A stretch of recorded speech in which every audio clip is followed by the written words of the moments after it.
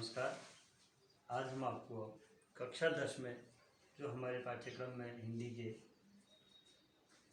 जयशंकर प्रसाद जी की रचना है आत्मकथ्य, उसके बारे में बताएंगे।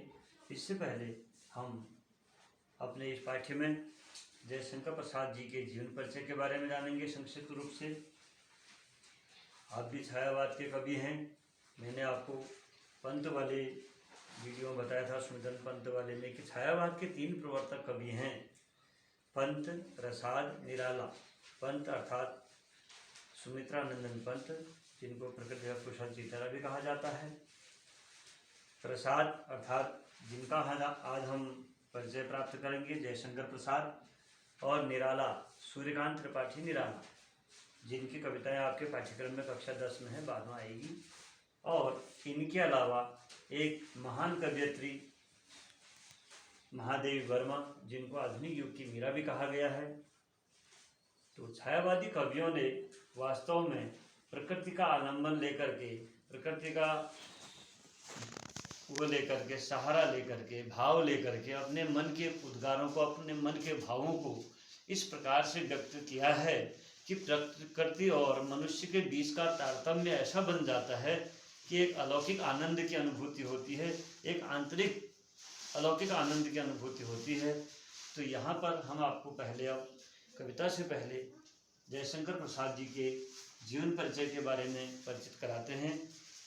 प्रसाद जी का जन्म 1889 सन में वाराणसी, बनारस, जिसे काशी भी कहा गया है, वाराणसी में आपका जन्म हुआ। काशी के प्रसिद्ध क्वींस कॉलेज में आपने काशी के ही कक्षा 8 तक की शिक्षा प्राप्त की। घरेलू परिस्थितियाँ, आर्थिक परिस्थितियाँ अनुकूल नहीं हुई, पारिवारिक परिस्थितियाँ अनुकूल नहीं हुई, इस वजह से आप शिक्षा पूर्ण रूप से व्यवस्थित तरीके से प्राप्त नहीं कर पाए। परिस्थिति वशेन आपको घर पर ही संस्कृत, हिंदी, फारसी इन विषयों का अध्ययन करना पड़ा। और इसके बाद आपने छायावादी काव्य की प्रवृत्ति के प्रमुख कवियों में जो आपने नाम हमारे हिंदी साहित्य को दिया है वो अतुलनीय है। आपकी प्रमुख कृतियों में चित्राधार, कानन कुसुम, झरना, आंसू, लहर, कामायनी आदि रही हैं। और आपका गद्य पर भी पूरा अधिकार रहा है। आपने गद्य में एक विशेष प्रकार की गद्य विधा, एक विशेष प्रकार का साहित्य हिंदी साहित्य को दिया है। आपके अधिकांश साहित्य सफल गद्यकार आप कहे जाते हैं। आपके अधिकांश साहित्य जो हैं वो ऐतिहासिक प्रवृत्त हैं, इतिहास पर आधारित हैं। उसमें नाटक भी हैं, कहानियाँ भी हैं, उपन्यास भी हैं। आपके अजातशत्रु, चंद्रगुप्त, स्कंदगुप्त और ध्रुव स्वामिनी, ये आपके प्रमुख नाटकों में गिने जाते हैं। उसी प्रकार कंकाल और तितली, इरावती, ये आपके जो हैं प्रसिद्ध उपन्यास हैं। आकाशदीप, आंधी और इंद्रजाल, ये आपके कहानी संग्रह हैं। इनमें आपने लघु कहानियाँ, कथाएं दे रखी हैं। आपकी नाटकों में, आपकी कहानियों में एक और विशेषता जो मैं बचपन से देखता था और आज भी मैं अध्ययन करता हूँ तो देखता हूँ, उनमें बीच में कविताओं के स्वर, कविता के पंक्तियों के स्वर और एक अलग ही प्रकार का प्रवाह आपके कहानियों में, नाटकों में देखा जाता है।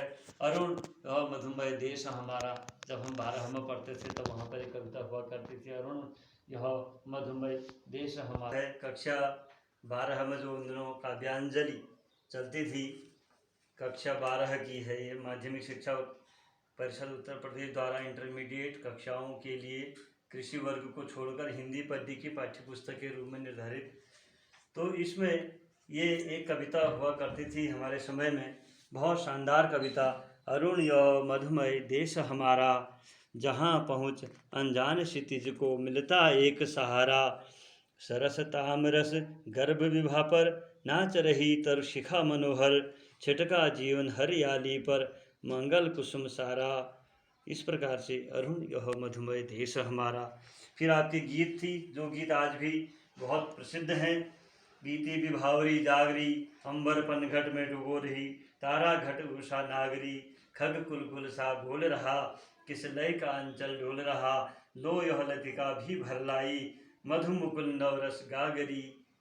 बीती विभावरी जागरी। ऐसी आंसू की कविताएं आपकी बढ़िया सुंदर पंक्तियां हैं, आती हैं। सोनी श्री से क्यों लौट प्रधन मेरी, टकराती बिलखाती सी पगली सी देती फेरी। बस गई एक बस्ती है स्मृतियों की इस हृदय में, नक्षत्र लोक फैला है जैसे इसी नील निलय में।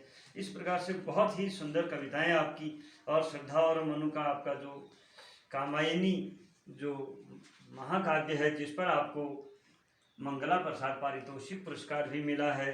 कामायनी में तो आपकी ईड़ा सर्ग, श्रद्धा सर्ग, बहुत शानदार सर्गों के आधार पर आत्मा, परमात्मा, परमेश्वर और इस जीवन का उस जीवन का, मनुष्य का प्रकृति के साथ क्या संबंध हो सकता है, बहुत कुछ आपकी उसमें दिखाई देता है। तो प्रिय शिष्यों, पाठकों, अभिभावकों, मेरा निवेदन है कि ये केवल पाठ्य वस्तुएं नहीं है कक्षा 9-10 की, बल्कि ये हमारी धरोहर हैं, हमारी साहित्यिक धरोहर हैं। हमारी जिम्मेदारी है कि हम इन साहित्य धरोहर को आत्मसात करें, सीखें और आगे की आने वाली पीढ़ी को दें, आने वाले छोटे भाई बहनों को सिखाएं। तो इनकी जो रचनाएं हैं बहुत शानदार रचनाएं हैं, चाहे वो ऐतिहासिक हों, चाहे कुछ हों, चाहे वो मानवीय जीवन पर ही आधारित हों। तो प्रसाद का साहित्य जीवन कोमलता, माधुर्य, शक्ति और ओज का साहित्य माना जाता है।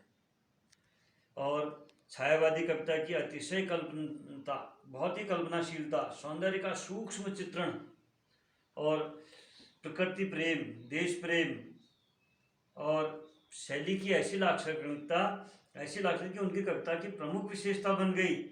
उनकी कविताओं में मतलब एक अलग ही भाव, एक अलग ही लक्षण, अभिधा और वो लक्षण, और इतिहास और दर्शन पर आपकी गहरी रुचि थी, जो आपके साहित्य में स्पष्ट दिखाई देता है।